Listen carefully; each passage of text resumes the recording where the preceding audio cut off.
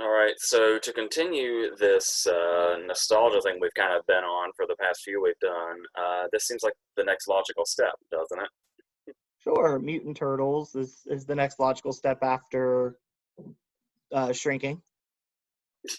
And Problem Children. Yeah. And this is actually something that Owen wanted me to touch on around the time that the new ones came out in 2014, 2016. I can't believe it's been that long. Yeah. Yeah, the second one was 4 years ago. That's crazy. So, Seamus was in it. what's that? Seamus was in it. Yeah. He was, what, Bebop or Rocksteady? One of the two.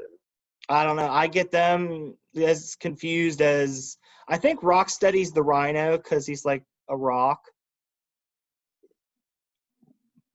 Yeah, it's like how after all these years, there's still a lot of people that don't know which one's Togo and which one's Razor. Yeah, I'd be one of those. I believe Razor's the wolf and Togo's the snapping turtle. I believe. So, Okay. just so we're clear. Okay. We'll go with that. I had to There- I There's a had to Google it. there's a wrestler called Razor, and every time they say his name, I think of Toka and Razor. His partner, he has a tag partner, but his name's Akam, so it ruins it. It looks like you have a tail right now. Oh, my bad. Um, so I guess we will just start with one and then go from there. Hey, that tail that you saw is still better than the effects of cats. Swoosh.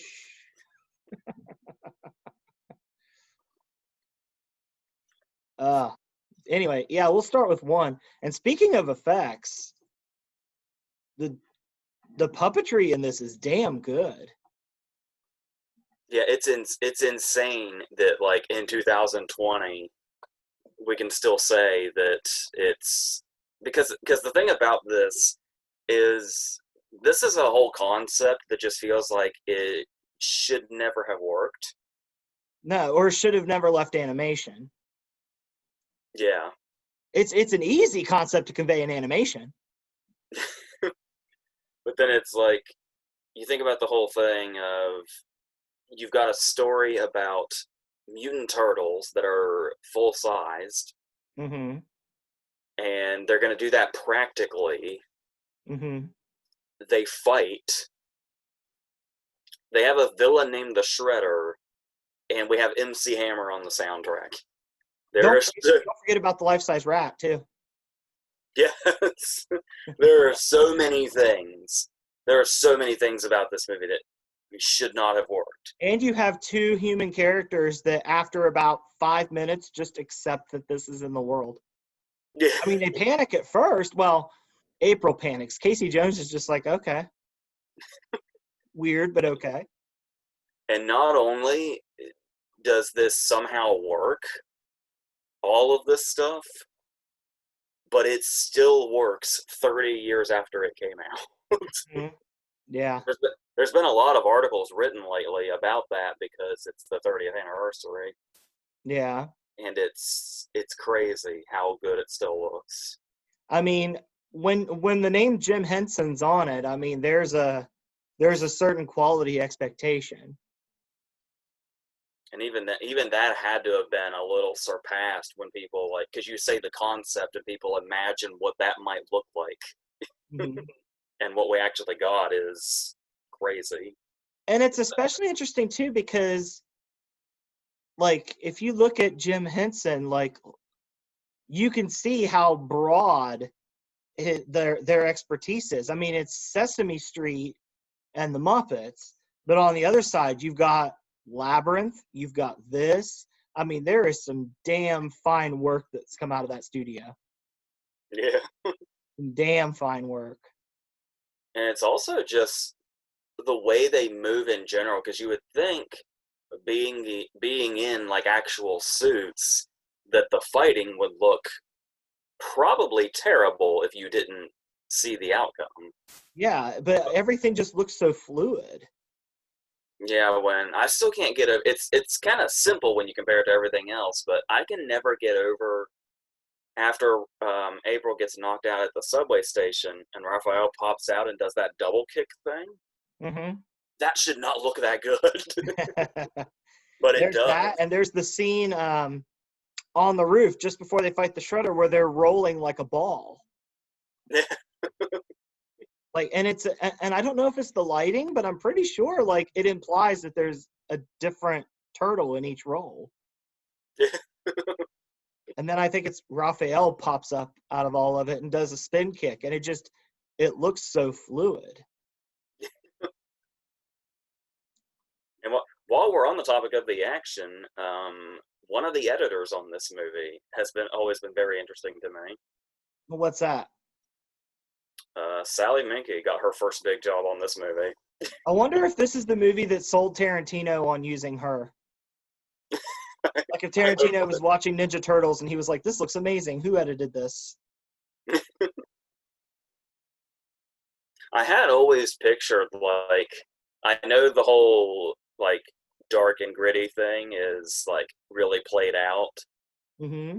but I have always, like, kind of imagined it being possible to do, like, a Kill Bill style Ninja Turtles movie if they wanted to. I'm sure you could, because I've always heard that the comic is pretty dark and pretty violent. Yeah. I mean, There's a lot of, look what the villain looks like. yeah, because this one is actually known for like those articles I'm talking about. A big thing they play up is how dark this one is, Yeah. and it's to my understanding that pretty much all the main beats in the first movie's story come straight from a specific part of the comics. Hmm. Like you can run, like there are different issues where you can run all the way down the plot of this movie pretty much. Is there a Danny? Or no, he's just Dan now.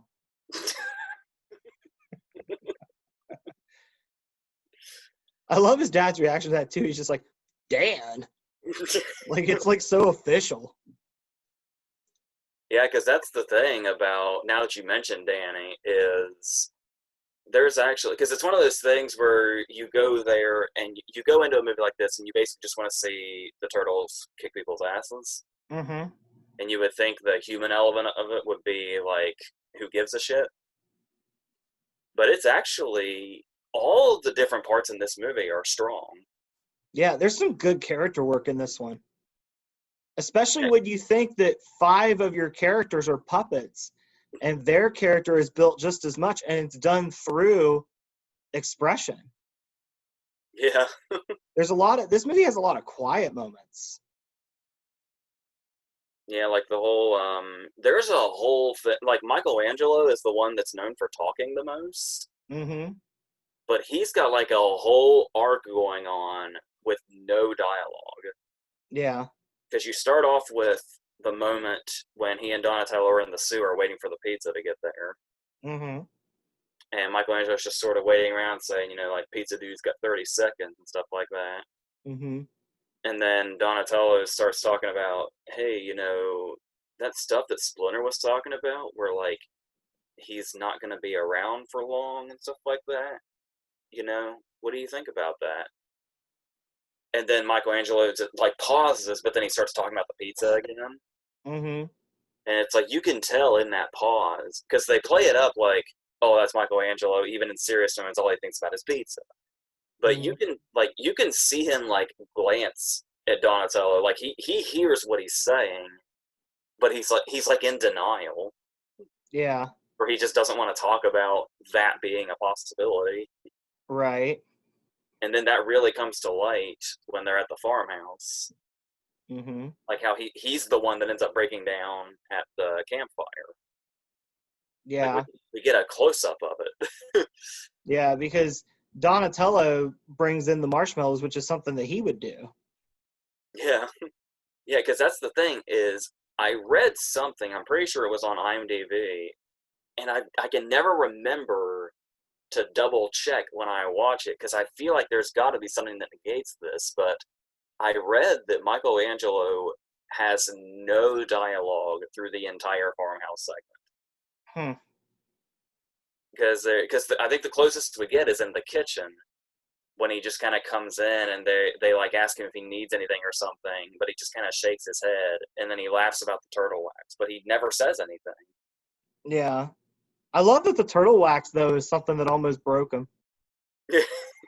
Like, almost broke him out of his funk. Yeah, because it sounds like, because it's almost like he's the most vulnerable one of the group. Mm-hmm. Because he's obviously really broken up about Splinter in a different way than the others seem to be, and He comes it, across like he's the baby of the four. yeah, Mm-hmm. because there's also the thing about him being quiet at the farmhouse. You could also say is from the Raphael almost died thing is why they're even there. Yeah. Yeah, he went through a lot there for like longer than 5 minutes. He went through a lot. And it's funny, we're talking about the character building and stuff. Another aspect of this movie that really doesn't sound like it should be there, especially with puppets, is character chemistry. Yeah, Like, every character plays off of every other character so well. yeah, Like, Casey Jones has banter with everyone. yeah. Because if they didn't have chemistry with each other, let alone other people, this movie would have fallen apart so early. Like they could have the great effects and the great animatronics and the suits, Mm-hmm. but it still would have fallen apart if that chemistry wasn't there between the characters. Yeah. It would be a movie that's known for its great effects, but then that's it. Yeah. There'd be But nothing to keep people coming back because effects are, I mean, the effects are good, but effects always date because there's always new ones coming along. and interestingly enough, we've had two new movies where they make the turtles out of CGI, and all people say about that is they prefer the suits and the animatronics. Yeah. And I think everybody can probably agree on that. Mm-hmm. And it's also the idea that it's interesting the way they have chemistry because it's two different sets of people for the most part. Because you've Mm-hmm. got the stuntman in the suits and you've got the voice actors. Yeah. And weirdly Unless you're enough, Josh Pais. yeah, the only one that's the same is Josh Weissman, who plays Raphael. He's been around for everywhere, but if people are struggling to put a face on him, most recently he was Joaquin Phoenix's boss in Joker. Mm. And I hope some people are finding out for the first time that that's Raphael in both suit and voice because that still blows my mind. And he's also in The Cab. Yes. Yeah, he pops up in the cab, and there is the pizza guy that's late is the guy in the Michelangelo suit, Oh, and I think another one of them is the Foot Clan member that knocks out April in the subway station, but I can't remember which one he is. I don't know. And then you've randomly got Corey Feldman as Donatello. Yeah, who was like the big name of all of them. Yeah, and then he pulls a Robin Williams in Aladdin 3, and he comes back for the third one. Yeah, Same and, with Elias Koteas. and much like the Aladdin situation, you can tell when it's not Corey Feldman. Yeah. Actually, you can tell when most of them change. I think I want to say Robbie Rist and the guy that does Leonardo are in all. Is it only Corey Feldman that changed for a minute? Maybe, because he was the only one that was like a big name at the time. Yeah, because Robbie Rist is known for playing Cousin Oliver on the Brady Bunch, which is which isn't exactly the kind of thing you want to. I mainly know him for Iron Eagle. That's the Mm-hmm. first thing I think of besides Michelangelo. And it's weird that if you listen to him even nowadays, his Mm-hmm. voice has not changed. He still very much has the Michelangelo voice, and it's just his normal speaking voice. I would love to see Josh Gad do a Zoom meeting with the original Turtles cast. Oh yeah, That'd be really fun. I was wondering where you were going with Josh Gad. And I was like, don't piss anybody off, and it's like, oh yeah, of course that thing. What would I have said about Josh Gad to piss someone off? That he should voice Michelangelo or something. Oh, no, no, no, no. He can't. No, Josh Gad is now banned from any kind of voice work because all of them would just be Olaf. So, Yeah. speaking of Josh Price, it is worth noting we were talking about the darkness of it, and I think he was doing like a podcast or something not that long ago, Mm-hmm. and he was talking about the fact that I don't know I don't know if all my facts are here, but something along the lines of the director was fired around the post production area because the studio thought the movie was getting too dark. Hmm. So, which makes me wonder what other directions he was going to go if that had not been cut off. We might have ended up with the prototype for Batman Returns. Yeah, yeah, because there's actually going back to the character work real quick. Another thing I wanted to mention was we were talking about the turtles and how good of character work is done there, and how the humans are handled equally well. Mm-hmm. We were talking about the thing with Danny, and I feel like in another story in another movie, the whole Danny subplot would just be there, Yeah. and it would be something we wouldn't really care that much about. Mm-hmm. But because the interesting thing about Danny is he's not just telling his story; he's telling the story of every member of the Foot Clan and every member of that group. Mm-hmm. Because we see Danny's story and we can put that story on any one of those kids, and suddenly the whole Foot Clan thing becomes almost a tragedy.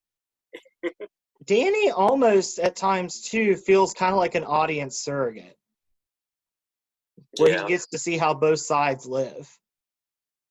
yeah. But And then there's another person that's a recognizable face now. mm-hmm. There is a character named Head Thug that's played by an Oscar winner now. And I didn't realize until I realized that it's Sam Rockwell Mm-hmm. just how much screen time he has. Yeah. Because I'm still not sure, he's credited as Head Thug, but he's clearly not graduated to Foot Clan status yet. Like, we never see him in the attire, he's always just himself. Wouldn't the head thug technically be Tatsu? You would think. There Well, must be. There I must, guess the head thug would be the Shredder. Maybe yeah, that's Boss Thug. yeah. We were talking once, and you made an incredible analogy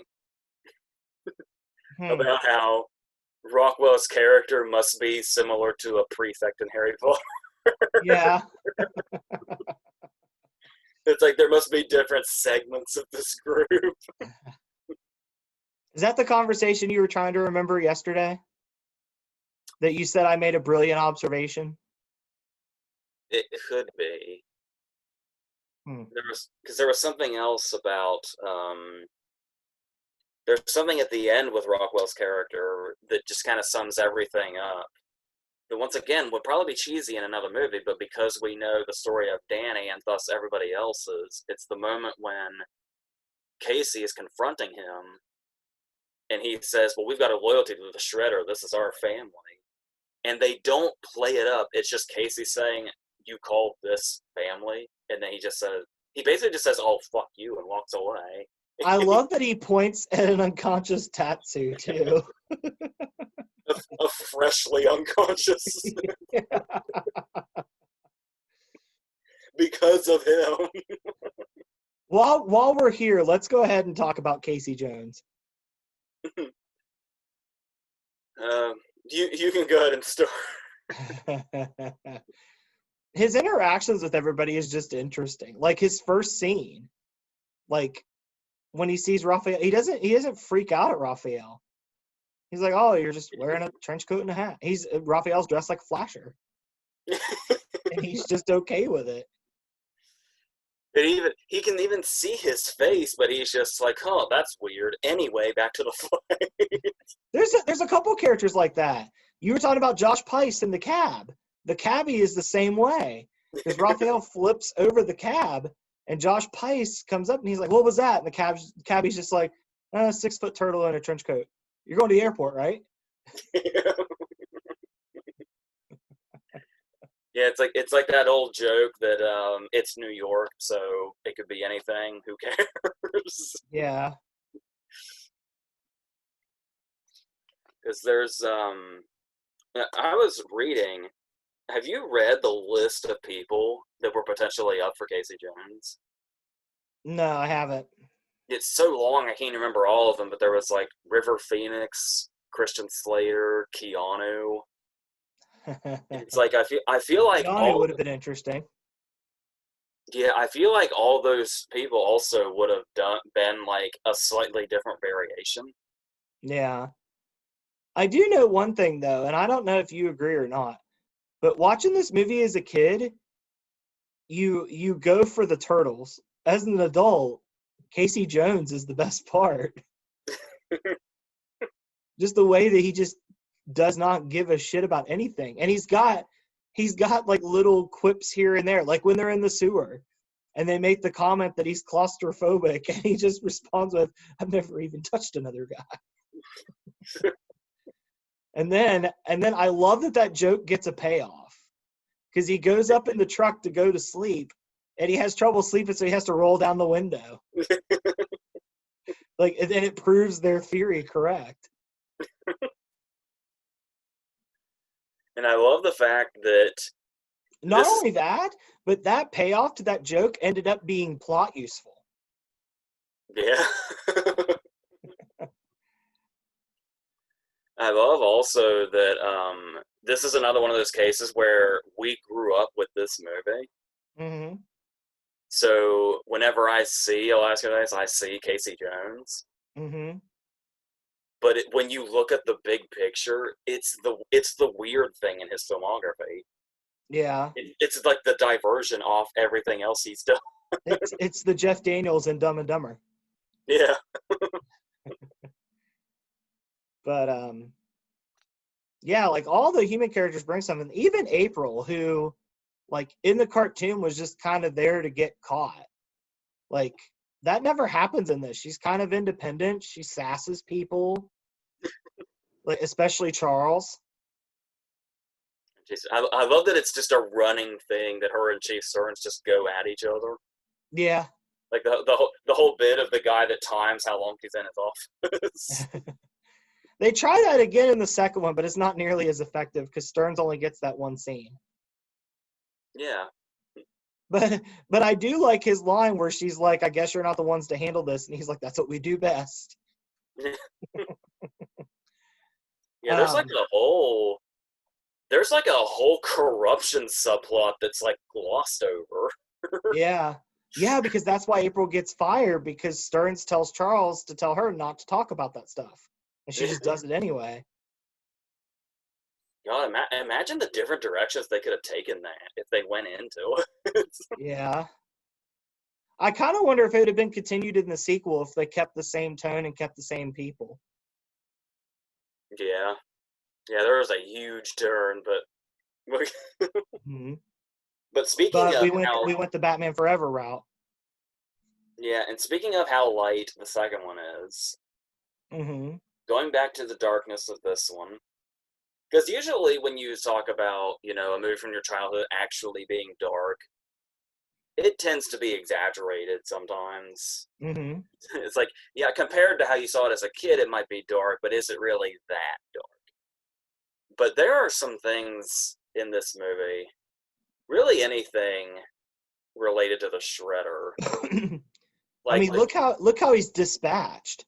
I'm not talking about the lame thing where he pretty much like throws himself off the building essentially. I'm talking about what happens after we've left the building. when Casey Jones potentially commits a murder. Yeah, and he's so nonchalant about it. He's just like, oops, and flips the switch. That's got to be why he's missing from the second one. He's hiding out from the police. Yeah. They're like, yeah, that's murder. That's why he's on death row at the beginning of Fallen. Yeah. But the thing is, it's also a perfect crime because it's like, oops, and then he goes away with the garbage. Yeah. But That's a, let's talk about our villain. The way that he's presented in this movie is amazing. Yeah, because when I was a kid, one thing that I always found pretty terrifying Mm-hmm. was his entrance. Mm-hmm. Like when we say they play that creepy ass gong noise to let everybody know that he's coming, Mm-hmm. and It then it's essentially calling them to their staff meeting. but It's then it's essentially the gong serves as Woody walking around Andy's room yelling, "Staff meeting, everybody." You'll never see that scene the same again now. but you see, even though you lighten the mood with that, still that music that plays and us seeing his shadow first with just the sound of him walking out, and then we see like his cape and shit. Mm-hmm. That scared the living shit out of me as a kid. And watching it now in the year I'm going to turn 30, I'm the same age as the movie. Mm-hmm. You and the It's, movie literally grew up together. yeah, it's still really creepy to me. What do you think of the people that say that the Shredder is a Darth Vader ripoff? You can see inspiration, but that's really about it. I didn't hear James Earl Jones's voice, so I don't think it's a ripoff. Speaking of the voice is even done really well. He has a very deep, like, dooming voice, like a Yeah, voice that takes command. the Shredder's pretty much basically the same as the concept. There's no reason it should work. Mm-hmm. There's no reason either that the villain of a movie about 4 mutant turtles that eat pizza should be so dark and brooding. Especially when it gets to the point to where when you talk about the climax and it's playing the theme and they're fighting the Foot Clan and the Foot Clan is like easy. They're easier to fight than putties. And they're and then suddenly all the Foot Clan is taken out and it's like, hey, we're having fun and all this is it. And then the Shredder just jumps from out of fucking nowhere Mm-hmm. and beats their asses for a solid 10 minutes. Is it kind of sad? Is it kind of sad that I kind of hoped the '89 Batman would show through, and the Shredder had jumped out of a helicopter with a giant version of his face on the side of it? You are bound and determined to make the Shredder as unthreatening as possible between his staff meetings and a helicopter. No, but even then, like, his presentation is still done really well, and that carries over to the second one too. They present him well in that one too. Like, Yeah. it's a challenge to take, because take the Shredder for example, and put him up against any other superhero in a comic. Imagine if we'll go back to Batman. Imagine if Shredder was a Batman villain. He'd probably be one of the ones that was made fun of. But here he's so threatening. How do you feel about the fact that they're talking about them getting their asses kicked, and Leo's the only one that really gets a hit in when he slices his arm? Yeah. What The do you think Shredder about? even when they're talking to him too, and he's got Leo on the ground, he even mentions like they're too afraid to fight him, and he's like, 3 of you could have beat me, and you would have lost one. Like I was beatable, but I'm so much better than you. You didn't even want to try. How do you feel about the fact that had Splinter not shown up, they probably would have lost? Yeah, they would have. That would have been it. It's also kind of because thinking about that, you can actually look at it as. I mean, obviously, the sequels do not even remotely compare to this, Mm-hmm. but it's an interesting setup to a series that they're that close to losing in the first movie because it almost feels like we're still kind of early in it, Yeah. despite the fact that they take out the entire Foot Clan, but then the one main guy is so good that they almost all four lose to one person. Mm-hmm. It's kind of like that was realized in Infinity War when the movie ends with them losing. Yeah. And then it's only a pro because it's like because Splinter has such a full sort of thing going on in this one. Because at first he seems like just the wise person that trained them. Mm-hmm. Person. but then but then there's the whole thing where he gets taken, and when he gets taken, there are some brutal moments when he's getting like full on. He's like old and decrepit, and he's getting the shit beat out of him by the Shredder while he's chained to a wall. Yeah. And then he's able to come back, and his backstory even comes full circle. And the Shredder's reveal is like a twist. Yeah. But then there's the whole thing where he ends up being the one that gets to take him out, bringing that story full circle outside of the potential murder that Casey commits. Yeah. And then that's not even revisited in the second one. Yeah. They cross paths one time, barely. Yeah, because there's the whole thing where the whole point of the second one is all he wants to do is get back at the Turtles. But he had them beat. Yeah, and it was Splinter that took him out, and it's like even David Warner, the professor, tells the Turtles in the second movie, dudes, he is obsessed with you guys. Did Splinter actually take him out, or did he take himself out?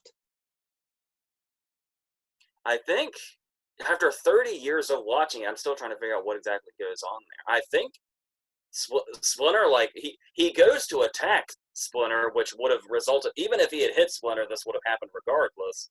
I think it was the plan of I'm fucked no matter what, so I'm gonna take Splinter with me. Mm-hmm. But Splinter just happened to move in the way enough that when he let him go, that's all that happened. Hmm. So yeah, I would say. I mean, obviously Casey's the one that fucked his face. Yeah. Once again, I mean, nobody's ever gonna know how he survived that. He should. It's kind of an amazing like death. Mm-hmm. if sequels had not happened, because it's one thing that's like, oh, he fell, but then there's that just one little thing, even though it's accompanied with oops. Mm-hmm. It's a brutal way to go. Yeah. It is. But we can use it. We can use this as a. Is there anything else you wanted to talk about in the first one? Because I have a good way to bridge the two. I think that might be it. Okay. You brushed on it earlier. We haven't really dove into it, but you could see both aspects of it used in both movies, and we'll use this to transition to the second one. Splinter is very well done too. Yeah, because in the first movie he's always like in the dark. Mm-hmm. And then in the second one, we get to see him like under lights, and we get a really good look at like the detail in him. Yeah, like he can make facial expressions. Yeah. And if I remember right, I think you told me a while back that Kevin Clash is doing that. Yeah, the guy that does Elmo, he's doing the puppetry and the voice. Dude's pulling double duty. That is still to this day wild to me to even think that Splinter and Elmo could possibly be the same voice, but that's just how fucking good he is. Yeah. Yeah. And yeah, the first one coming out, because obviously the first one was a massive success, especially since it pretty much started off as an independent movie, weirdly enough. Yeah, I think for a long time it was the highest grossing independent movie of all time. I want to say, I could be wrong, but I want to say it wasn't toppled until My Big Fat Greek Wedding. If that's the case, that's a hilarious two movies to pair together. I want to say that's what happened. Yeah, because it's pretty insane that it was so. To my understanding, I read that they were afraid, the studio was afraid that people were going to get burnt out on the Turtles or something. Mm-hmm. So they wanted to do it as fast as possible. So this one literally came out less than a year later. And you could tell it's got studio prints on it because New Line picked it up by that point. Yeah. It's so interesting how the first movie just opens with no like opening logos. No, it just. I believe the very first shot is just people walking in New York. Yeah, and then we get an opening in this one that's a little more upbeat. Yeah. Actually, This significantly opening more upbeat. this opening always makes me hungry. It's the reason that I wanted New York pizza when I went to New York recently, and I forgot to get it. Even Obadiah Stane in the first Iron Man flew back to LA with New York pizza, and it was enough to get Tony to take it. Yeah, because I love especially the just the whole concept of it's just a montage of people eating pizza is funny. Mm-hmm. And I especially love the cops that are eating pizza with just a criminal handcuffed to them. Yeah. And then it's not all of it looks that great. The guy eating it in the car, his kind of looks like shit. But when we're actually in the parlor is when it looks like really good. Yeah. And then we have Kino dropping the burn of all burns. Yeah, that girl. 30 years later, that girl's probably still feeling that burn from Kino. Yeah. And he just like cackles and speeds off after he says it. Yeah, he cackles like a nerd and just rides off. Yeah. And of course, Kino is Ernie Reyes Jr., who did stunt work on the first movie, and they liked him so well they actually like wrote Kino for him, if I remember correctly. I wonder if they had to write Kino because they couldn't get Casey Jones back. I don't know if I've ever heard one way or the other, but it makes too much sense. Yeah, that and Casey Jones doesn't fit with the updated, lighter environment, which 3 shows us. Yeah.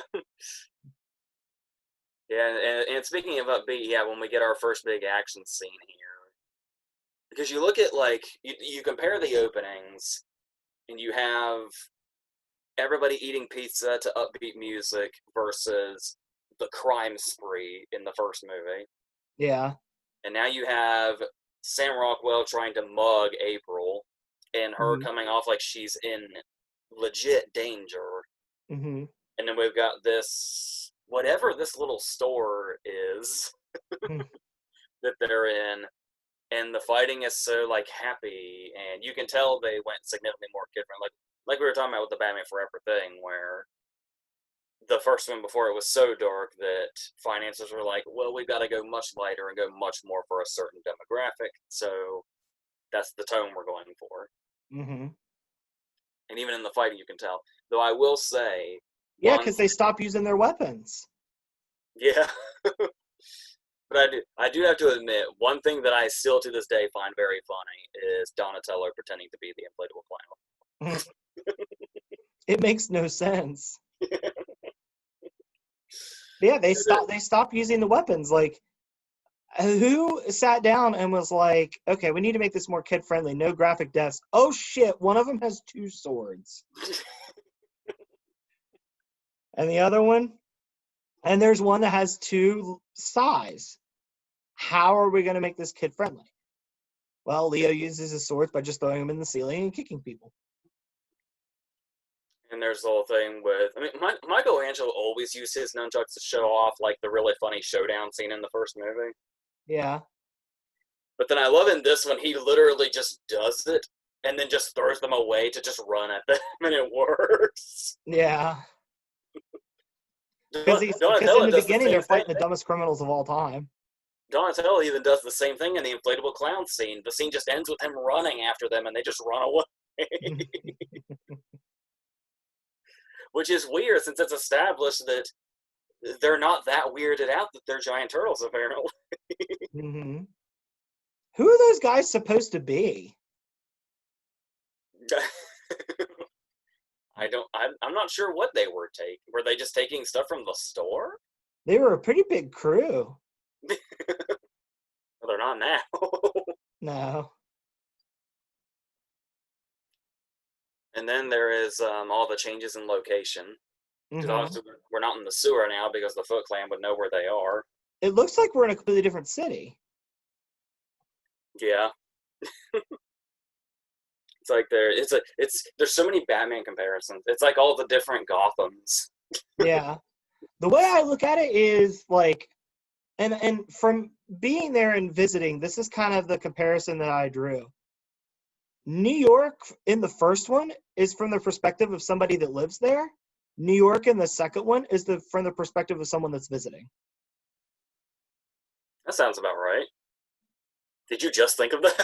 Yeah, I just came up with that. Like we literally just had the Billy Madison and his dad exchange. Did you just think of that? Yeah, it's pretty good, right? And then there's the whole thing where they're staying in April's apartment. Does that make Owen Eric?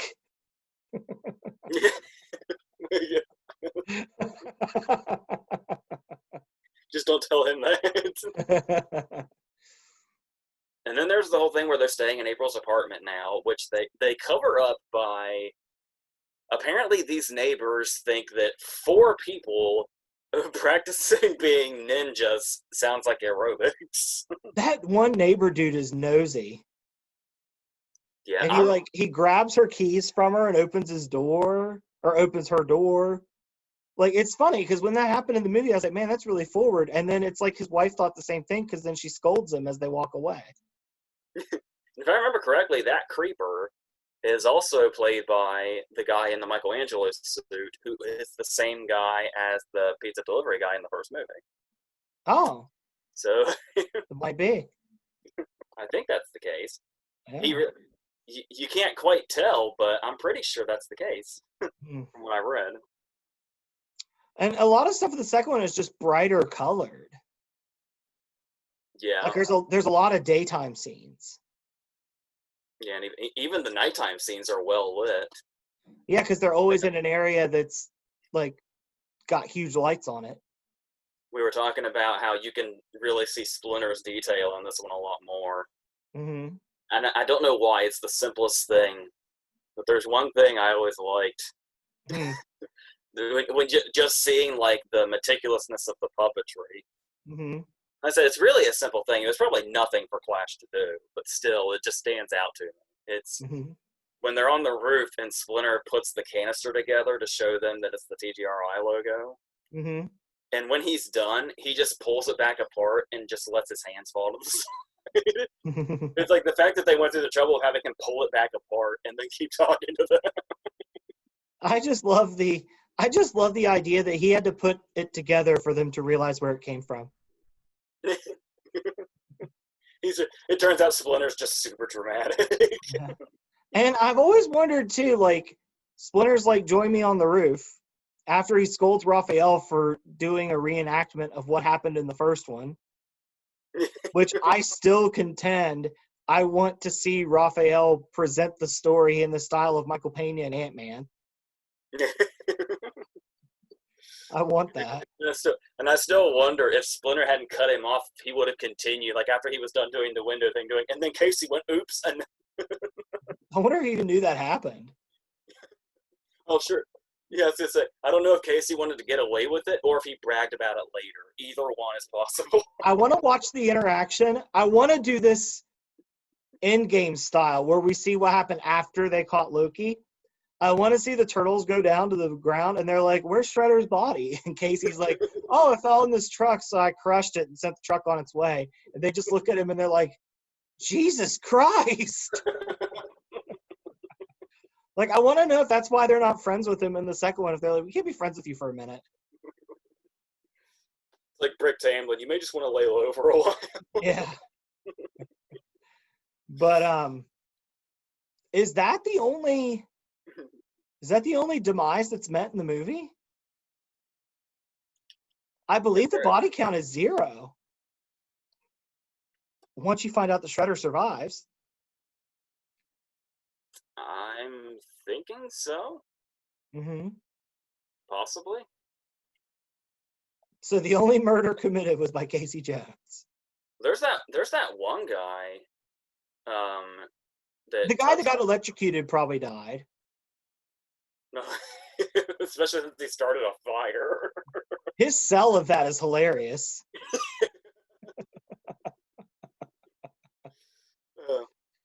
If I remember correctly, you can still hear him making those noises even as the fire is breaking out. You can. It carries over a little bit. But yeah, what I was talking about though, when Splinter encourages them all to go on the roof, I love how April just assumed she was invited. Well, while we're on the subject of April, do you have a preference between Judith Hoag and Paige Turco? I think Judith Hoag's character is better. I think Paige Turco is nicer to look at. So I mean, it Because kind of goes that way. in this one, she's just basically being their mom. Yeah, But because she like goes around cleaning up after him. you can tell they tried to make up for that in 3 when she becomes like a real major thing and gets to do a bunch of shit. But here it is like, She's got a lot of cringy lines in 3, though. but who doesn't? True. True. Yeah, because oh shit, what was I gonna say? On top of that, we'll come back to it. But so yeah, what do you think about you talked about the banter and the chemistry being done so well in the first one. How do you feel about it here? It's still there, but it's not done as well. Yeah, and it seems like the dialogue and the banter feels a little more natural in the first one. Mm-hmm. And in this one, there's much more of a structure to like how they talk to each other and what the punchlines are going to be. Like it seems like they're constantly setting up punchlines. You know who I honestly think they have the best chemistry with in the movie as far as who they interact with is David Warner. Yeah, he warms up to them so quickly. Yeah. Well, is it because he's a scientist? Is why? Yeah. His response when he realizes what they are is just fantastic. That's it. That's his version of saying this is awesome. Yeah. He's doing his own little "this is awesome" chant in his head. He's like, this is so much better than the mutant dandelion I was brought earlier in the movie. And talking about the dialogue, though, there is that stuff where I do feel like some of the build up to the punchlines, even if it does feel a little too structured, does end up working. Like the payoff of it's quiet, a little too quiet, eventually evolves into it's wrath, a little too wrath. Another one of my favorites is there's 2 of the same sort of joke that happens in one scene. It's the scene when they go to get the canister and Tatsu ends up with it. Yeah. And it's the thing where they all say something kind of in a chain, and then Michelangelo says something to negate it. Mm-hmm. Where it's like the get it, got it good, and then Michelangelo says, I don't got it. Yeah. And then I love the moment where after the smoke bomb goes off and the foot band disappears, and they all have some sarcastic variation on, oh, great, and oh, wonderful. Michelangelo just says, bummer. There's no sarcasm from him whatsoever. Do you feel like the animatronics and the suits in the second one are an upgrade from the first one? It's to my understanding that there's more. They put more mechanics in like their faces to make them move more. Yeah. You can kind of tell, especially when they're like just talking normally in the apartment. Yeah. Like the way Raphael's mouth moves specifically when he's sitting on the couch eating pizza, talking, saying, "Besides, we took out the shredder." Mm-hmm. Like his mouth moves a lot more than it did before. Yeah. But we don't have the creepy teeth that we have in the third one. Yeah, we'll get to the third one's suits, but Yeah. So let's talk about our villains. So we have 2 new creatures. yeah, Their effects are pretty solid. Razor especially when we get like close-ups of his face. There's like a lot of stuff going on there. Are you thinking the same thing I am? The donut eating scene. Yeah, Mm-hmm. They even get it to drool. yeah, we get like real. I think that's the closest we get to them too, isn't it? I believe so. They have such a rocky start though, because the Shredder wants to end them immediately as soon as he finds out they're infants. I love the professor's little compromise there of they're not stupid, they're infants. All right, they're stupid infants. It's like I I'll just give love you how this.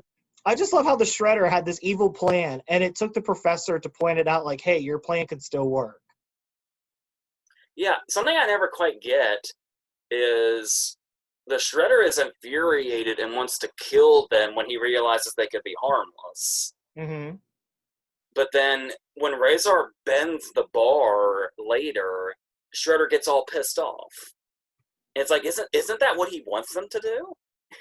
You would think that is a little weird, I and think it's I think I also would. weird to have the Shredder in his big booming voice.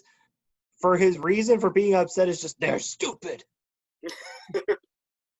I think him getting pissed off at the bar bending is just playing into the joke that they think he's their mother. Mm. But even though it totally goes against what he wants them to He's so excited at first. Like do. he loves the animal selection. And then like when they first come out, he uses the word incredible.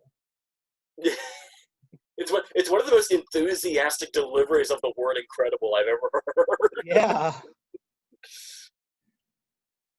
And then he ends up sending mixed messages like a terrible parent.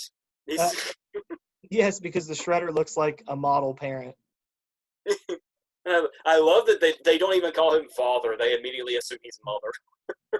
And what's crazy about this too is not only are they able to do a fight scene again with 4 guys in turtle suits, but they're able to make a fight scene look plausible with 4 guys in turtle suits and 2 big animatronics like that.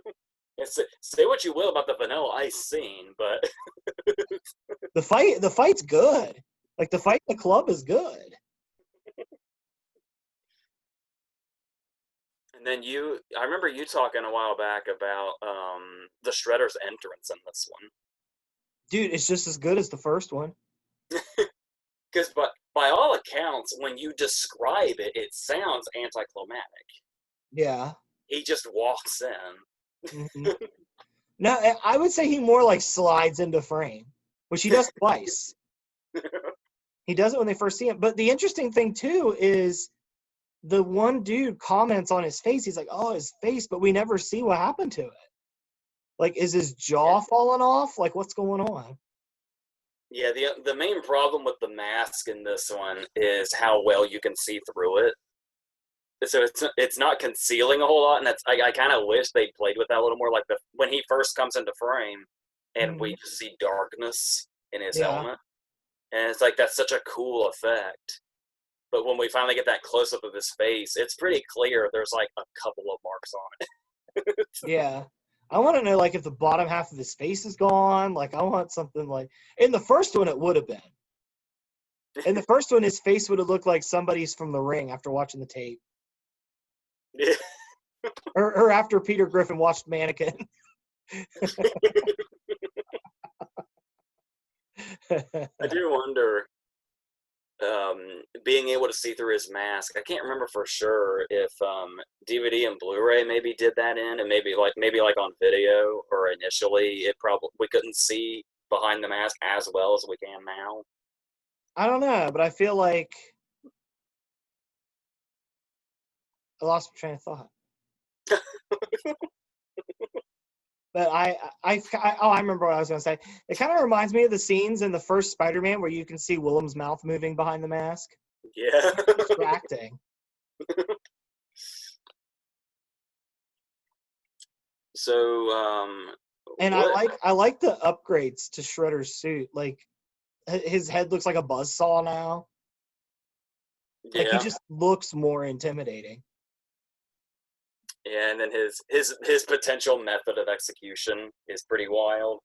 But at the same time, it's one of those cases of what would have happened if that plan succeeded. For starters, the turtles would just be there awkwardly impaled, assuming it can pierce the shells, because they would have landed in all different ways. Mm-hmm. And then it's like, what if he had succeeded? Is it like another Batman comparison? Would it be like that Joker comic book or the graphic novel where it was the Joker thought he had killed Batman and then just tried to live normally, and it was too much. I want Robot Chicken to tackle a sketch where that happens and we see the Shredder like going to job interviews. It's like the when Robot Chicken did the Kraken sketch that turned into the Shawshank. Yeah. I'd love to see one of those for the Shredder. I'm surprised it hasn't been done. That's right up their alley. Well, if Michelangelo was right, he can get a job as a can opener. Yeah, that's true. And yeah, you talk about the whole Saw Blade thing. That is, I think that's one of those cases where it works for both movies. Where I like that, but I also like the simplicity of what he looks like in the first movie. Hmm. I also like the fact that he's the same villain, so we up the stakes by making him look more dangerous. Yeah. Like, and one of the scenes that's really cool with it is when Kino and Raphael are at the junkyard, and Raphael sees Shredder for the first time and realizes he's still alive. He's literally just stalking through the building. Yeah, that's such a creepy shot. But it's enough to like stop him in his tracks. Like an hour before, maybe not an hour, maybe 35 minutes before, he was making fun of his demise. And then when he sees him, he just stops in his tracks. Yeah. Like it completely throws him off his train of thought. That's a good character moment for him too. Mm-hmm. Where it's like, oh, it does go into the teenage thing, because that's one of those things where you tend to forget that teenage is the first part of their description. Yeah. And then to see him, like, be all talk, and then when he's actually faced with that, he's just, because of course this is the second time in a row where Raphael's the one that gets incapacitated in some way. Yeah. And it's like when it's confirmed, like he's standing there shit talking Tatsu to his face, and then the Shredder this is time number 2, where he just slides into frame. And he slides into frame roaring. yeah, right in his face. Like I'm pretty sure, judging by Raphael's reaction, he probably pissed himself a little.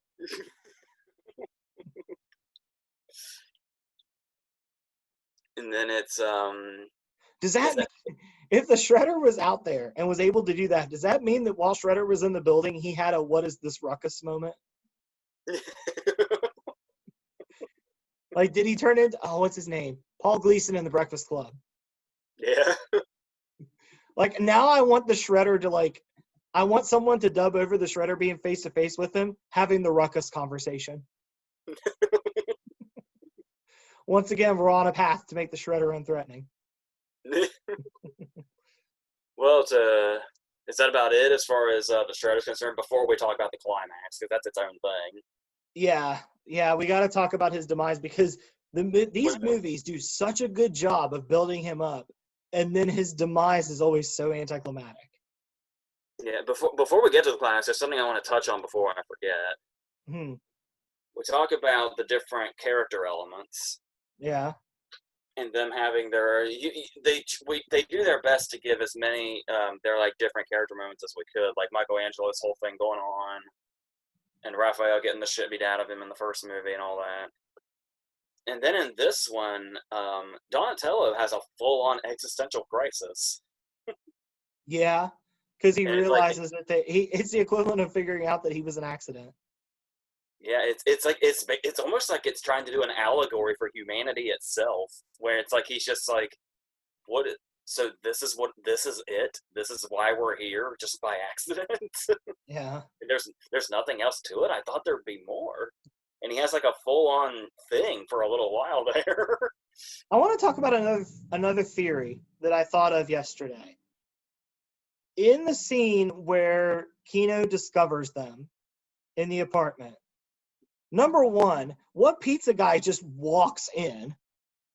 That whole scene is weird, because he shows up and he's like, well, yeah, but I always wondered did he know they were there and he was using that as an excuse to look for them? Because it's a weird setup the way he says, like, she says, I didn't order any pizza, and he says, well, yeah, but the guy down the hall did, and now he's not there. Huh.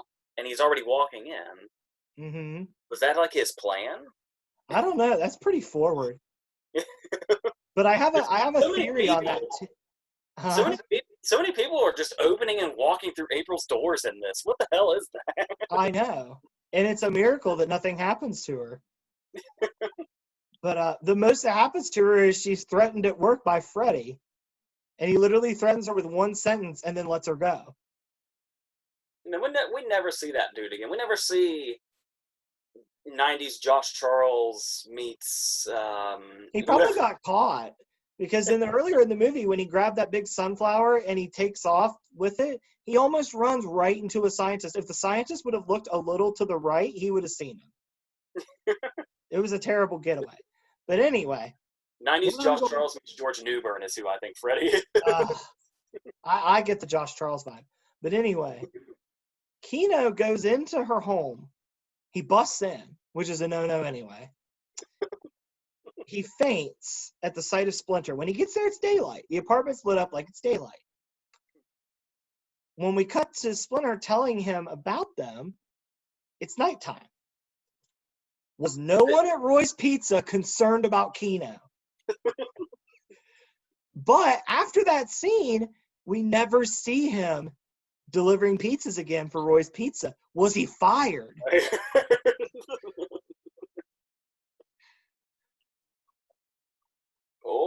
Or he could have wondered, like, am I going to go down a whole ninja rabbit hole? I better go ahead and quit, and I'm going to take a pizza with me.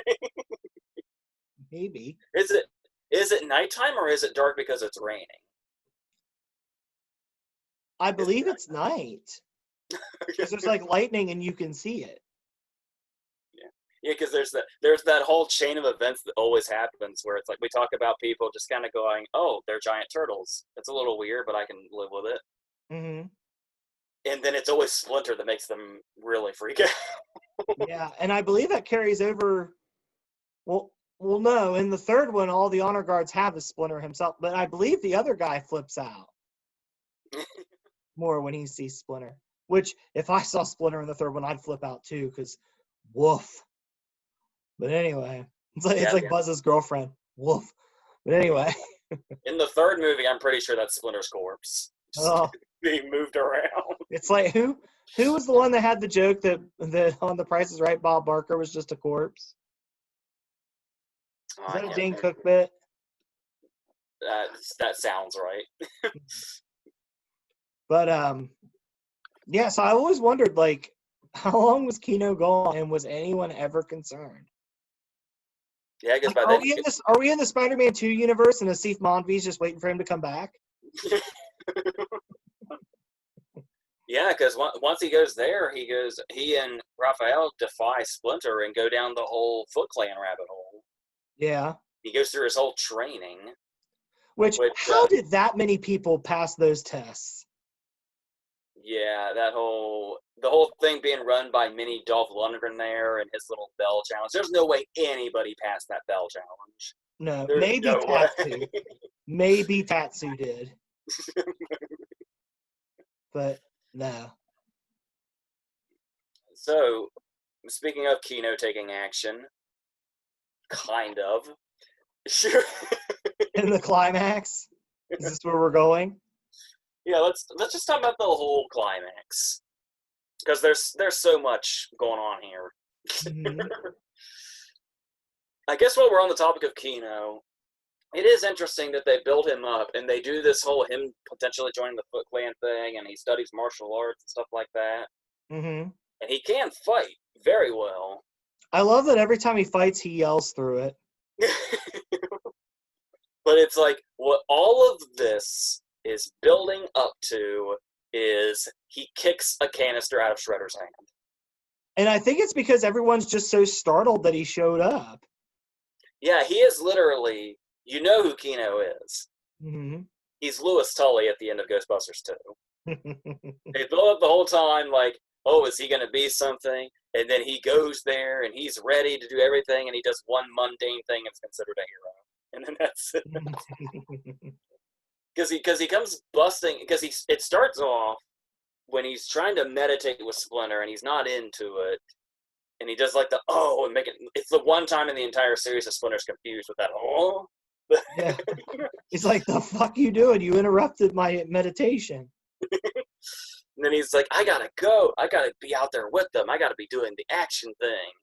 And then he shows up and it's like, hey guys, I'm like here finally. And then before he even has time to assess the situation, he's on stage kicking the canister out of Shredder's hand. It all happens so fast. Which is pointless because Shredder has a backup. That's what I wonder, because while they're fighting in the club, Shredder's still at just the construction site. So is he back there like, fuck it, in case some dude comes along and kicks this shit out of my hand, I'm going to have a backup that I'm going to keep real close. in case I need to become the size of Kevin Nash, I'm gonna keep some with me. And I love their reaction when they see him and they're like, he must have drank all of it. There's not even a shot glass worth of it in that vodka. Barely anything. He even uses it as a threat. Yeah. Like, the ooze goes from he's holding it and he's like, I win. I'm going to make more creatures, to I had this little bit. I'll do it to this bitch right here.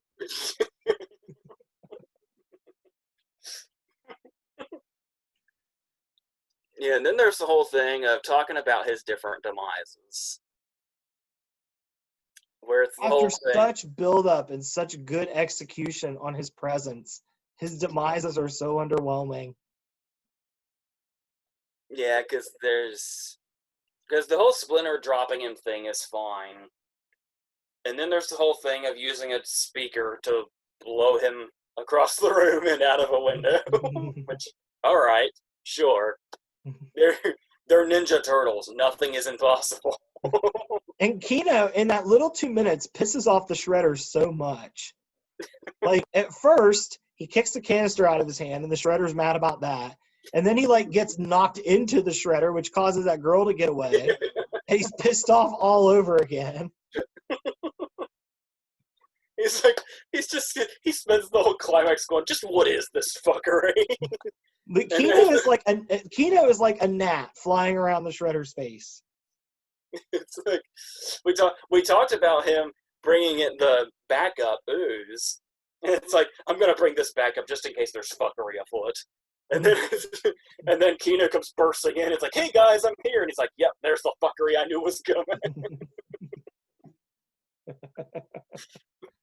I want to hear that sentence in Shredder's voice. Here's the fuckery I saw coming. And then of course we get the Super Shredder bit. Mm-hmm. Which is a really cool idea. Yeah. I mean, like, we keep talking about his appearance getting gradually more threatening looking. Yeah. It's like, it's only inevitable we end up at this point. For 20 seconds, and there's no fight. No. But now we can say that that's just complete and total anticlimax. Mm-hmm. No argument. But it does also say something. It's like the end of the first movie again. Mm-hmm. Where it's like, it's interesting for a climax that Shredder gets to a particular form, that they come to terms with the fact that he can't be beat. Yeah. And we have to basically accept death. Yeah. It's like, we even get that cool moment of Leonardo saying, what is it? Oh my god, what is it? A ninja is a master of himself and of his environment, so lest we forget, we're turtles, and they basically jump into their death. Yeah. It's like, there's something really cool about that, except for the fact that we had Super Shredder for 20 seconds and he kills himself because he's basically... It's like we were saying how, like, what happens with Toka and Razor, how it, like, basically makes their brains smaller. Yeah. And so he basically goes full Hulk, where all he knows is smash. Mm-hmm. And I tell you, one little thing I love, though, is whenever his hand first bursts through the dock, like after he's first transformed, and he's pulling the dock down, we get like a little quick shot of him under the boards pulling it down. And it's like, the fuck is that?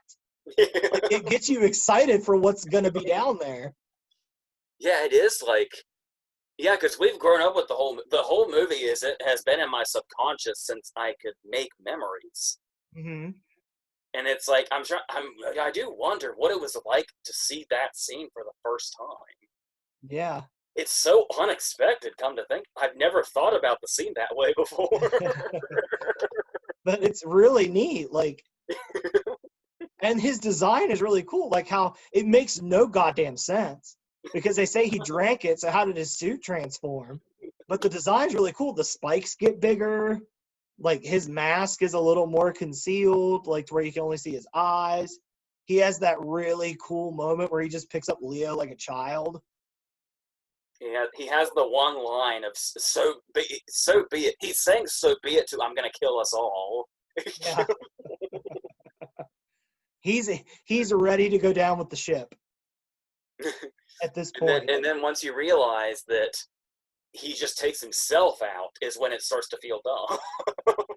Yeah, because he just starts punching pillars and stuff. Like, it's cool when he punches the first couple, and then when it all starts collapsing in, you're like, oh, dumbass. In his own words, he's stupid. He became what he hated most. Stupid. Yeah.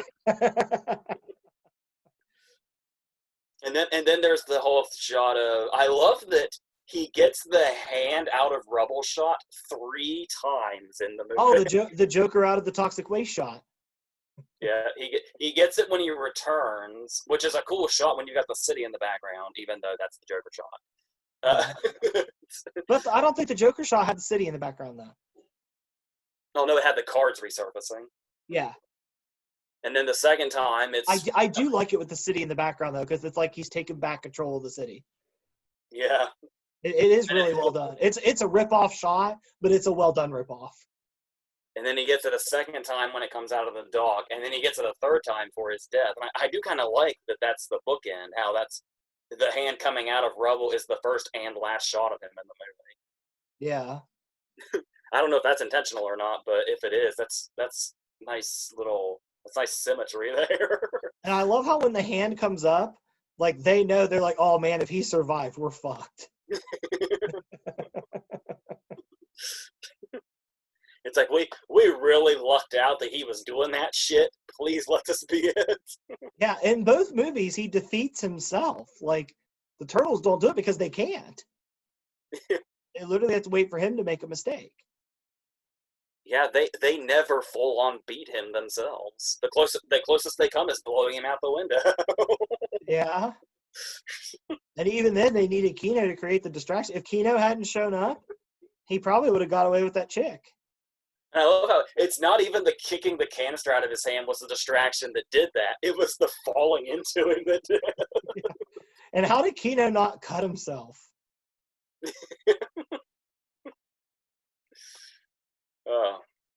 So that's the climax of the second movie. Yeah. Is that about it on the second movie?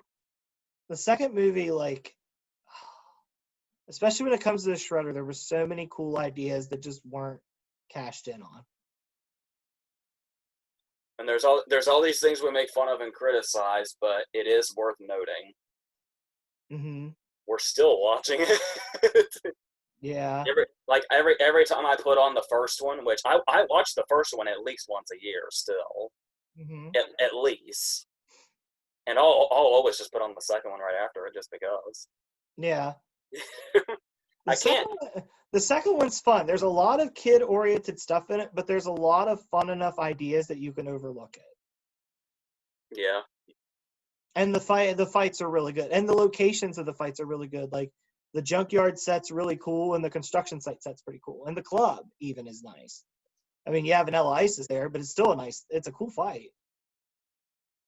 I mean, it's such a product of the 90s. Mm-hmm. But I feel like anybody that tries to say anything too critical of the Vanilla Ice scene is lying that they don't think it. Have you ever noticed, this is such a small detail, but this is the kind of details that you notice when you go back and watch a movie as many times as we watched this one. But when they're doing like the little dance where like they move their arm out and they like jut their head that way, as the Turtles are coming on the stage, Vanilla Ice is doing it so like snap fluid, and the guy to his right is half-assing it so much. Well, I've never noticed the half-assing guy. Yeah, look for the half-assing guy next time.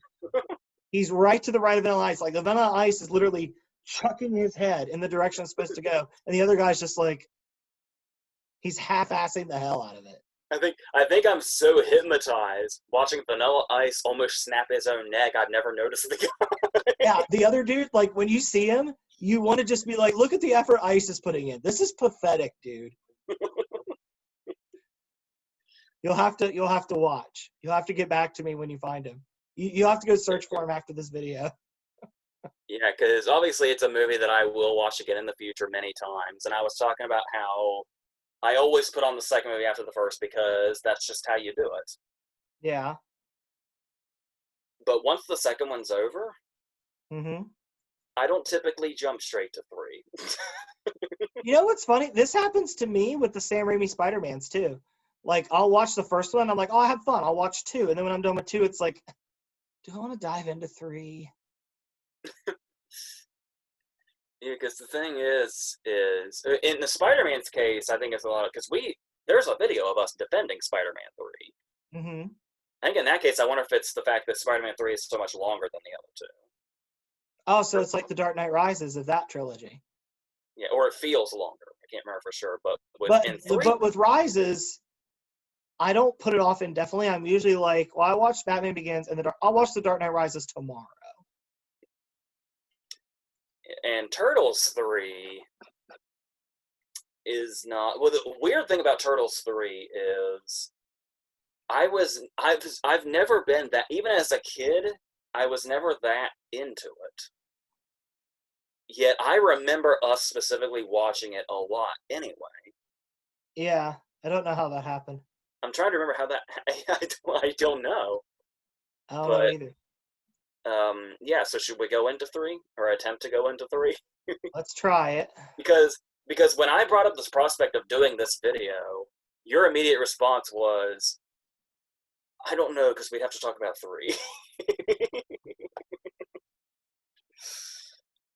Well, we start off with a decent opening. It's a cliche, but a decent opening shot. Mm-hmm. When we realize we're in Japan in 1603, and because it's a kids movie and it's a Ninja Turtles movie. Of course, despite the fact that we're in Japan, everybody's gonna speak English, of course. Mm-hmm. And then we jump forward and we get our musical opening, and we get a look at the new suits. What do you want to say about the new suits? I don't think Jim Henson was on board at this one. No, I'm pretty sure the company changed to something else, and that is. You don't even need to read up on that. You can just tell. Mm-hmm.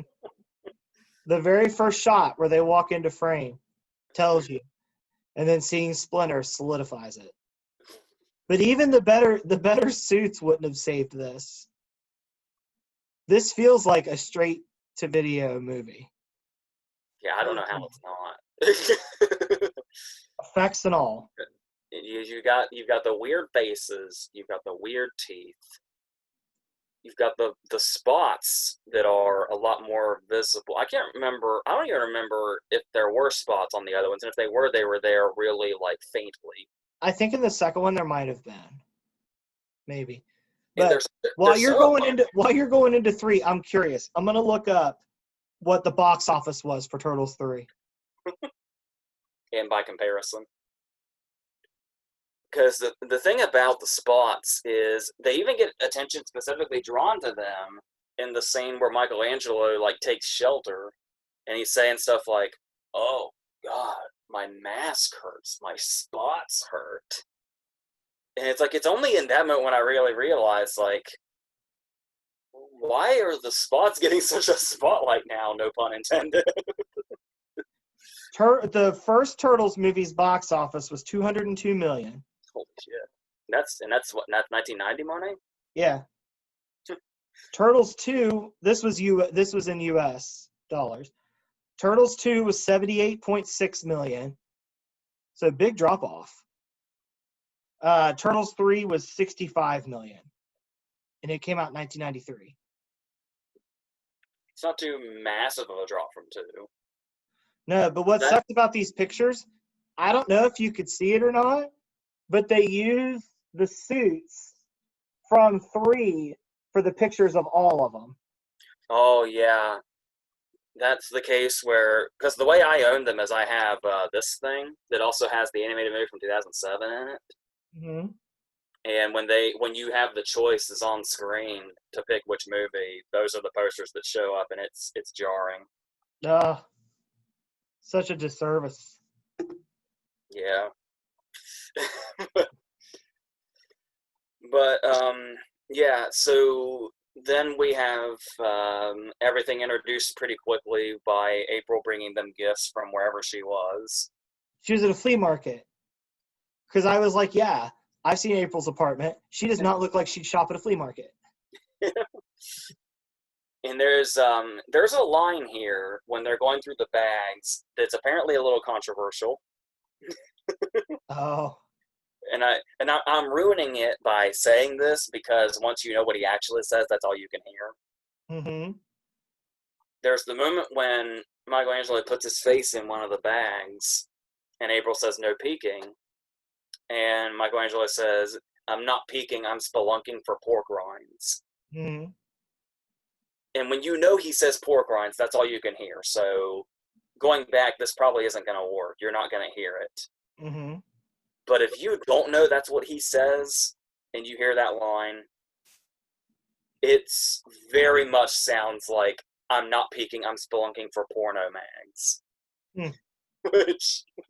which I really wish was the line.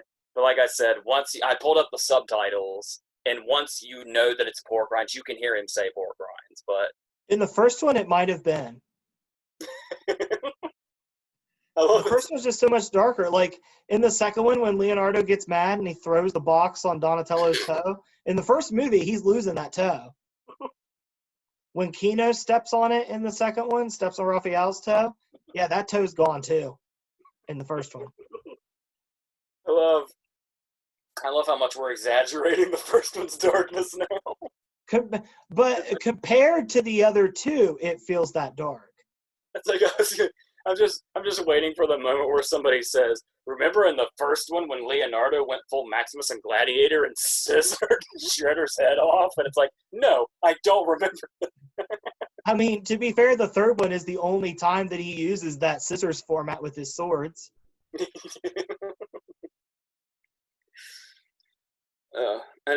were talking about the designs.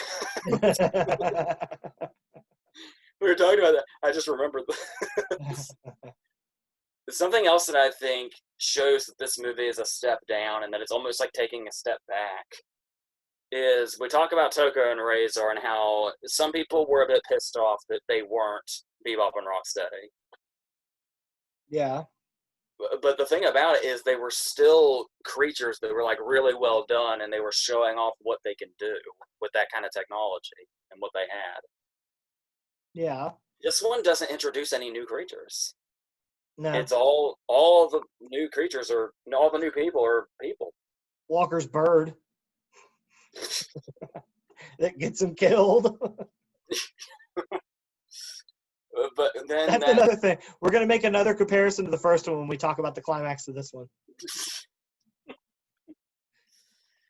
I feel like that was a lost opportunity to not try to bring any new creatures into it. Well, I mean, it doesn't help that they went back to 1603 Japan. You could still find something there. Not like the ooze. Well, it's yeah, because the most we find, we have all the new human characters with we have Vivian Wu, who completely and totally ruined my childhood because I knew her specifically for this movie forever, and I didn't really know her from anything else. Mm-hmm. Later in life, I saw The Pillow Book, which was eye-opening. Mm-hmm. For those that don't know, The Pillow Book is a very sexually explicit movie starring her and Ewan McGregor. So Let me guess. In true fashion, Ewan McGregor whips out his piece, doesn't he? he has more nude scene. He has more full frontal nude scenes than she does. Oh, wow. And he's in the movie less because he dies halfway through. Oh, man. Spoiler for The Pillow Book in this Ninja Turtles video. Oops, sorry. Ewan's always whipping out his piece. I haven't watched Dr. Sleep yet. Do I have to deal with Ewan piece in that? No, his first scene, he's waking up from a one-night stand, but he's relatively close. Oh, okay, good. It's nothing against Ewan McGregor. I really like Ewan McGregor. I just don't need to see that piece of him. Holy crap, the path we've gone down. We gotta come back. We're really far into this video, too. Yeah. Let's reel it back in. So we were talking about the dialogue taking a bit of a decline, too. they've now gotten so lazy in this one that we are post Wayne's World. So somehow the turtles have their own catchphrases. They're known for their own catchphrases. Yeah. So why are they saying swing in this outside of the fact that Wayne's World had already come out by now? I don't know. Dumb. There is one joke in this movie that I laugh at though. And it's so small. It's a blink you miss it joke. And it's toward the end where the main guy that runs, I think his name's Norinaga, Yeah. is walking through the hallway, and Donatello just happens to see him, and he just goes, "Oh, hey, Wayne Newton." And I don't know why that one. None of the rest of the jokes like that work. Like the Don King joke later after the bell, that falls kind of flat. But the Wayne Newton one gets me. Yeah, I think it's just the sort of ADD way he says it, because it's like, and he's off screen when he says it. That helps. Yeah. So it's like Corey Feldman was like just recording comments on footage, and they just left it in. It's like he was riffing on the movie, and then it just happened to come in there, because it's like you mentioned the Don King thing, Mm-hmm. where it's like that one even makes more sense because his appearance has changed because the hair goes up and everything. Mm-hmm. But I always thought the Wayne Newton thing was significantly funnier because it's a lot more simple, and it's Mm-hmm. just there. I also love that him saying that line gets their attention. Like they're just walking down the hallway. When he says that, then they stop.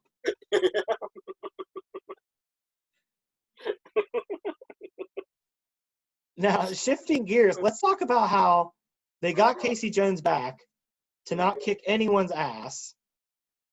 And Elias Koteas has a dual role. So you think, well, maybe we'll get a little Casey in the movie. And Wit is the most cookie cutter, boring character there is. Yeah, because I don't know if they're trying to do like Casey's a descendant of Wit thing, but that doesn't really they don't really do anything with that if that's the case, because you would think he would act more like Casey if that were. Or even at the end, like whenever, yeah, after his heel turn, and he's like, wait a minute, don't kill them. That's not part of the deal. Walker makes him join him. It would make more sense if he picked up a weapon that was kind of shaped like a hockey stick. Yeah, We don't even do that. yeah, yeah. Where the hell is all this? Yeah, we don't even do that. That's the most obvious way to go about it, and we don't even tackle it. Yeah, because I was gonna say you could make the argument of how do you make a Casey like person in 1603, but it's like that right there. That's all you need to do. That's it. Yeah. But then it's like, and then there's the whole thing where I always They wondered if even like was it always the idea to have Casey and Whip played by the same actor, or was it when they got Elias Koteas back that they were like, oh, Casey's barely in this, we need to give him more screen time? mm-hmm. But I have no idea. So See, the thing is too is the plot of the movie is that they're plotting against the regime that's running Japan. I don't know about you, but Casey Jones comes across as a rebel to me. yeah. I mean, And that's the thing too. While we're on the topic of him, is this should by no means be the case. mm-hmm. But we watched the scenes in Japan, it's not a terribly dreadful movie. Like it's not a pain to watch. Like I said, we still for some reason watched it all the time when we were kids for some reason. But I would rather be watching a movie just called Casey Jones and the Honor Guards. where he introduces him to modern life in New York. Yeah, I want that. I always feel like those scenes are like a breath of fresh air. Like I don't hate the movie, but whenever those scenes happen, I feel like we're breathing fresh air. I don't know, but I think it's just I wonder if it's just because we enjoy the character of Casey Jones so much. it could be. I don't. And then we talk about our villain. We have multiple villains, but Walker specifically, Uh-huh. because I think the extent of Norinaga is the Wayne Newton thing. That's peak Norinaga. So we'll go into Walker, who They try this joke with him too, and it doesn't work. For some reason, they compare him to Clint Eastwood. Yeah, because Stuart Wilson looks nothing like Eastwood. Hmm. Walker dresses nothing like Eastwood or any of Eastwood's Western characters. So I don't get what the joke is here. And the weird thing about it, because even when I was a kid, I thought this scene seemed weird. Hmm. The Eastwood joke stops the movie entirely. The movie literally stops and lingers on this. The score changes and everything. And I don't, and it's for a joke that makes no sense. The reference makes no sense except that he's wearing a hat and he's on a horse. Yeah. Hell, I at don't. that point, they could have called him Dances with Wolves. Yeah, it makes about as much sense as that dog food scene in Problem Child 2. And we went into that whole thing. Yeah. It's like, why is this here? Do you think a problem with this movie could also be that does it just come off boring to you in a lot of cases? There's a lot of slow stuff going on where they're like mingling with the villagers and all of that. Like the only time that there's any action is based on random attacks. Yeah, and sometimes those get stopped for random Clint Eastwood references that don't make sense. Yeah. But I remember you saying something about like the sets are like it's interesting how they are like locations. Yeah, wherever they're shooting in Japan is a very pretty looking place. Yeah, because you would. I feel like surely they're not actually in. Surely they would not take this kind of production all the way to Japan, would they? I don't know. Do you want me to look up the filming location while you're thinking? You probably could, because that's the thing is like in a movie that feels because we were talking about it feeling straight to video, you would think it would feel cheap, which would mean that everything would look like a cheap set, but everything looks like real and like actually good anywhere they are, whether it's the village or whether it's when they're out wherever the hell wherever the hell they're out or the castle. All of the locations look good. The only thing that doesn't look good is when we watch Walker fall to his death on the other side of that cliff. That's the only thing that looks cheap and out of place. So yeah, it's weird how much that actually looks like there's actual production values there in a movie that has the animatronics and the suits that this movie does. It has the dead looking Splinter in it. I don't. It's weird that they're somehow all part of the same movie. It is very weird. Did you find the filming locations? I'm almost there. I'm just confirming. It's not Japan. Yeah, I thought there had to be no way. Okay, this is interesting. Turtles 3 was filmed in Astoria, Oregon. John Kimball's town. The whole movie was filmed in Oregon. That makes it even Or more as Crisp's henchman says, Oregon. that actually makes it even more impressive, doesn't it? Yeah, They had I to would like say build so. this shit. Mm-hmm. There were people that were really trying hard on this movie, and there were people that really weren't. There's Yeah. So does that pretty much bring us to the climax? Yeah, let's go into the climax. Let's go into the comparison. Yeah, because we already pretty much talked about how even though there's a lot of cringiness involved, April does get to do a lot more in this one compared to the second one. Yeah. So Except for the climax, she goes in, tries to raise hell, and is shut down. And just like, no, you stay here now. yeah, I mean we talked about Walker, but we didn't talk about the fact that everybody in this has bad lines. Like Stuart Wilson gets to go full ham, Mm-hmm. and sometimes it's way over the top. Like when he breaks her tape player, and when he knows that she's lying about her being a witch, he makes that noise in her face that doesn't even make her flinch. Yeah. It's like he was really just in this waiting for his call from Edgar Wright to be in Hot Fuzz. That's all he wanted. I forgot he's in Hot Fuzz.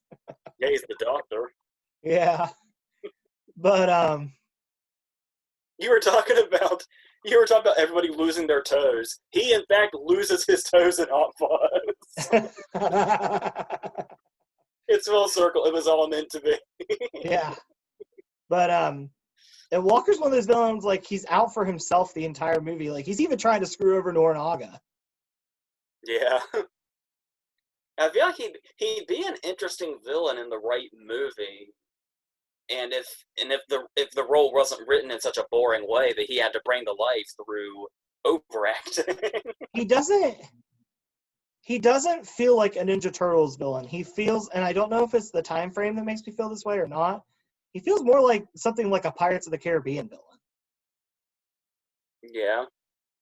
And not like a main one, but like a side one. Like a subplot villain in a Pirates of the Caribbean movie. Yeah, exactly. And we have a typical climax where everybody gets together and fights. It looks like oh no, we're gonna leave, but then oh no, we're all gonna fight, I guess. Yeah, that was convenient. Because we were about to have this existential crisis of, do we help them, but we have to leave. Oh, they're attacking now? Okay, we'll just do this now.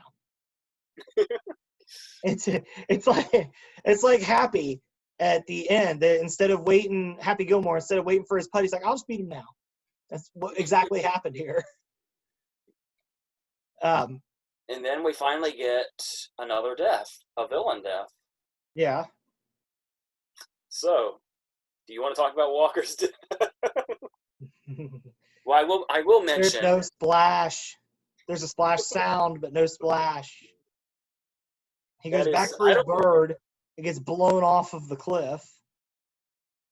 We talked before about stuff like PlayStation 1 effects. Yeah. And how when you're kids, you don't realize them. Like how shitty they are. And it's the case of you're not sure if it's because of how effects have gradually gotten better and it's looking back that makes them look like that, or if it's just something as kids we didn't notice. I'm not quite sure which one it is, especially in cases like this. But I don't remember that looking as shitty as it does. It's bad. Where he just disappears. Yeah, there's like a cut and he disappears, and then just a splash sound effect with no splash. I just want to see, like, the people at the premiere, that, like, the effects people and, like, the actors that, like, Elias Koteas and Stuart Wilson just, like, duck down in their seats when that scene happens. Like, they're like, oh, man. But let's go back to our comparison to the first one here. In this one, he's climbing down this rope that's attached to a pole. In this movie, Whit fires a catapult that hits the pole breaks, he falls. In the first one, the flaming rock on the catapult will just hit Walker.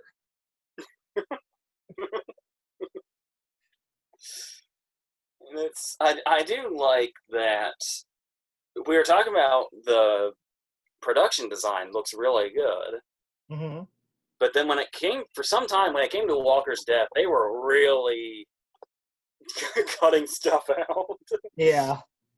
But I like how this leads to like them not wanting to show the other side of the cliff because that would take more money, apparently.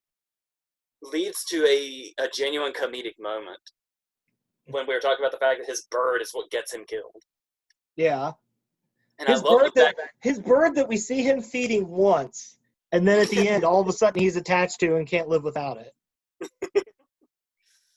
But then there's the case of he's going down the side, and instead of us getting a shot of him climbing down, the camera just lingers on the bird. And then I can't remember. You hear him mutter off screen. Yeah. That he has to go back. I can't remember what the setup to that is, of him forgetting the bird, because what he mutters is, "Oh, not again." Because he almost forgot it when he was escaping out of the castle. Yeah. Because he started to climb out the window and the bird was chirping and he had to go back for it. Yeah, that's it. Yeah. That's what but got like him with that horrible effect of him falling, there's an easy way to do that. Instead of cutting back to him falling, after you have the cut of him starting to fall, just show the turtles reacting to it. Yeah, it still would have been like an obvious budgetary reason, but we wouldn't have seen that effect. Yeah. Like, how did the director look at that and was like, good enough? Yeah, and this was the case where I believe it was written by the director. Yeah. So this guy's going full auteur mode, and this is the outcome. I just want to see if in the screenplay it says Walker hits the water, but it doesn't splash. And then we get the weirdest. No, wait. I forgot one very important thing for the comparison to the first one. And we could have brought in Wit to be an ancestor of Casey Jones. It's so simple. When Wit cuts the catapult, just have him go, whoops. Of course. Dude, maybe that's the connection. The only bodies in the two movies are committed by Casey Jones and a Casey Jones ancestor. They don't play.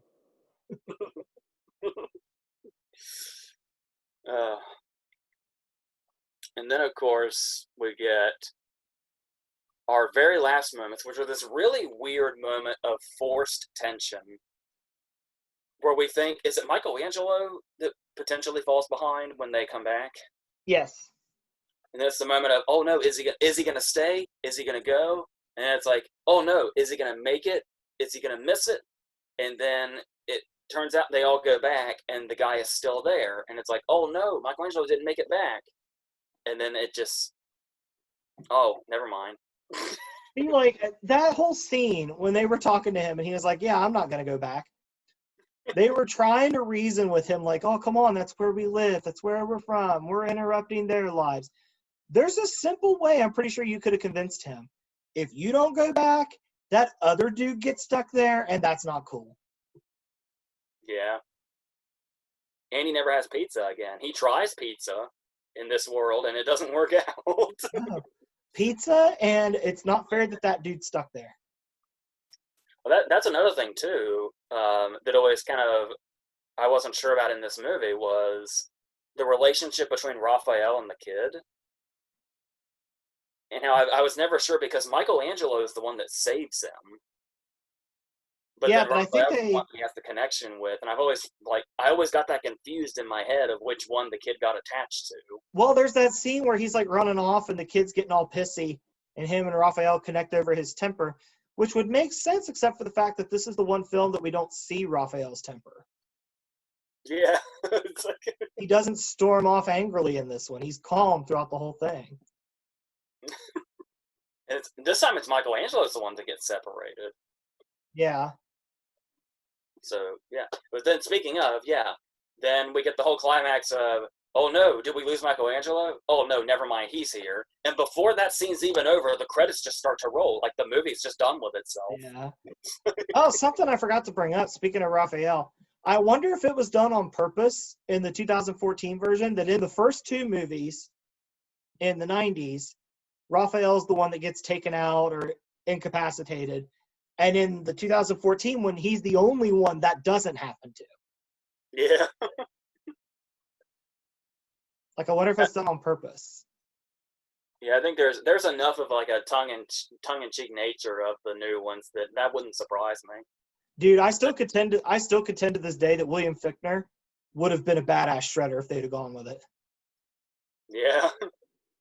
Yeah, because remember the second one of the new movies even has the scene with the Vanilla Ice record, so it's Yeah.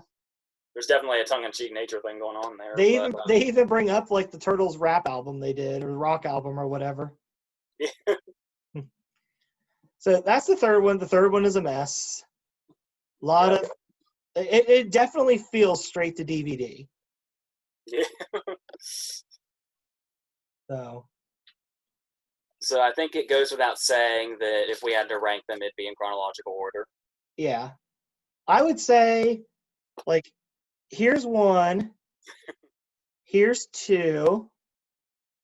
Come back a little bit. There we go. There's two. And three's on the floor somewhere. But I'd say 1 and 2 are pretty far apart, too. Yeah. We'll say 1's the ceiling, 2 is where you're at now, and 3 is the floor.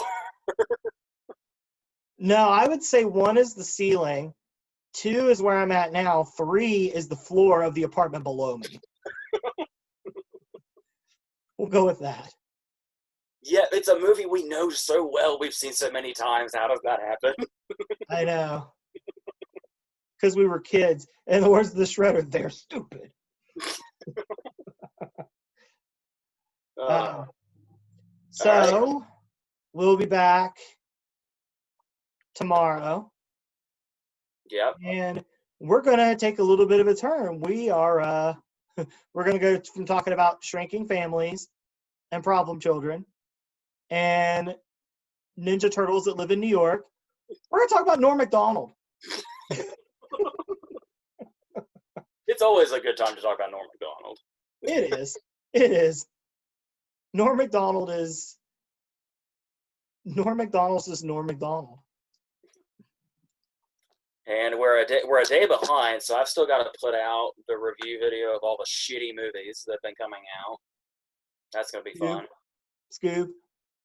Scoob, The Lovebirds, that David Spade Netflix movie. Dude, on my TV, they've been pimping out the movie The High Note like crazy. I think I know what that is. Dakota Johnson's in it. Yeah, that sounds familiar. Yeah. So we got all this. We'll be back tomorrow to talk about Norm Macdonald. So I will let you get to your dirty work because I know by talking about Scoob, you're going to feel screwed. So there's your hint for tomorrow's video. So. Anybody that hasn't figured it out has the brain power of Toko and Razor. Oh man. Or maybe Super Shredder. Toko and Razor at least didn't take themselves out. All right, then I guess that's about it for this then, isn't it? I would say so. All right.